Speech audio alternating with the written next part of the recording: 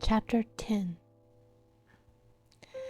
Ethan Matthews tightened his grip on his son Daniel's hand as they pressed forward through the maze of the alleyways and broken streets. The group moved in near silence, their breaths shallow, their footsteps light. Every shadow felt like a threat. Every distant sound sent a jolt through their weary bodies. Ethan's heart pounded as he glanced at Daniel. The boy was holding up well, considering all that they had endured.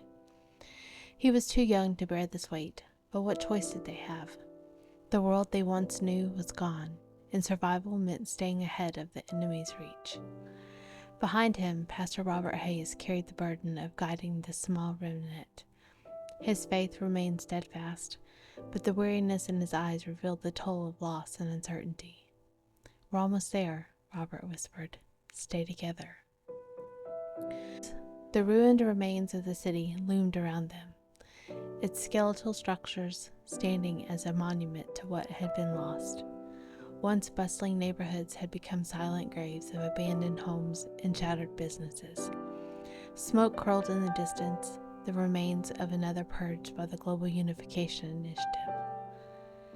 They reached the remnants of an overpass where a series of collapsed beams created a narrow passage leading toward an old industrial sector.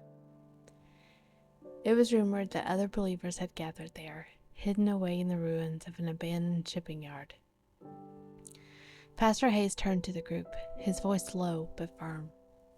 "We don't know who we'll find ahead, but we go forward in faith, not fear." Ethan felt the weight of his words.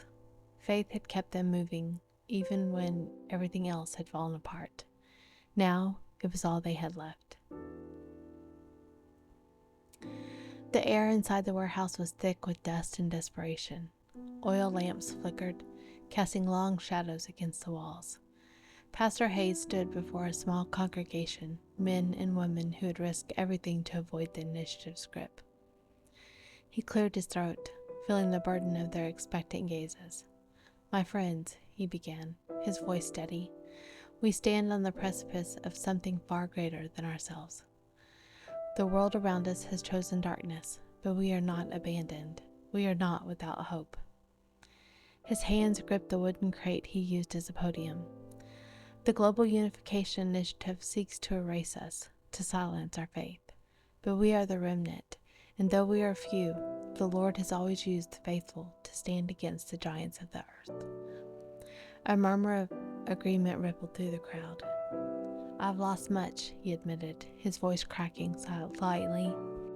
"My wife, my child, they were taken in the Rapture, and I was left behind. I asked myself why.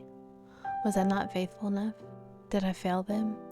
But I now understand my purpose is here, to lead, to fight, to strengthen those who remain." Tears burned in his eyes, but he pressed on. "We cannot stay in hiding forever. We must be wise. We must be bold. The time will come when we must stand." Among the crowd, a man named Jonas, a former military officer, nodded solemnly. "I can train those willing to defend themselves. We can't meet force with nothing." Hayes nodded.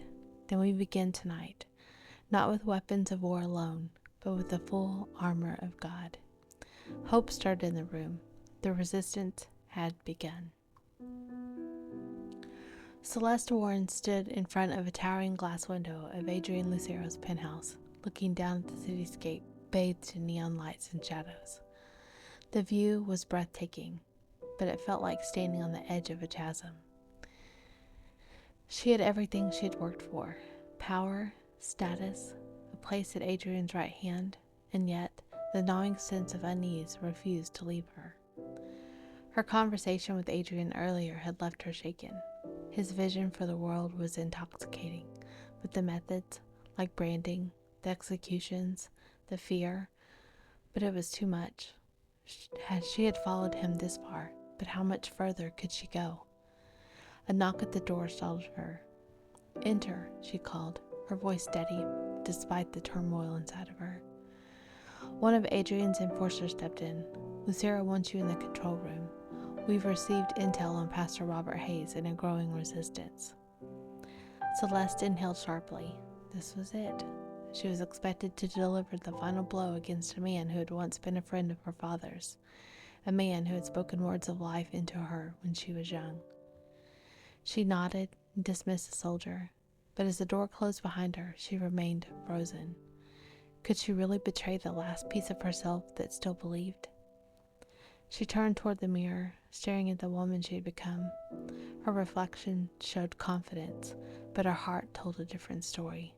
She had reached a crossroads, and once she stepped across that line, there would be no going back. High above the earth, in the luminous expanse of the heavens, Claire watched the unfolding events below with a heart heavy with both sorrow and hope. From her vantage point, the world seemed draped in an ever-deepening shadow.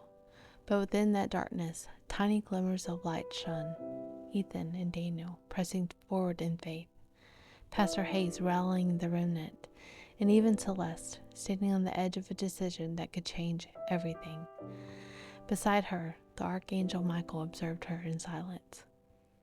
His golden armor reflected the celestial glow, his sword gleaming with divine fire.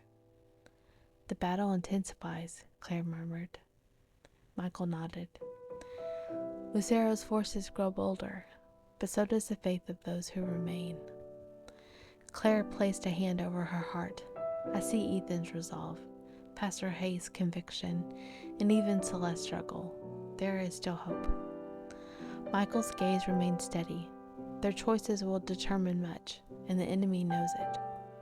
Below them, unseen to human eyes, dark forces gathered like storm clouds, whispering deceit into willing ears, hardening hearts against truth. But against them, an army of light stood ready.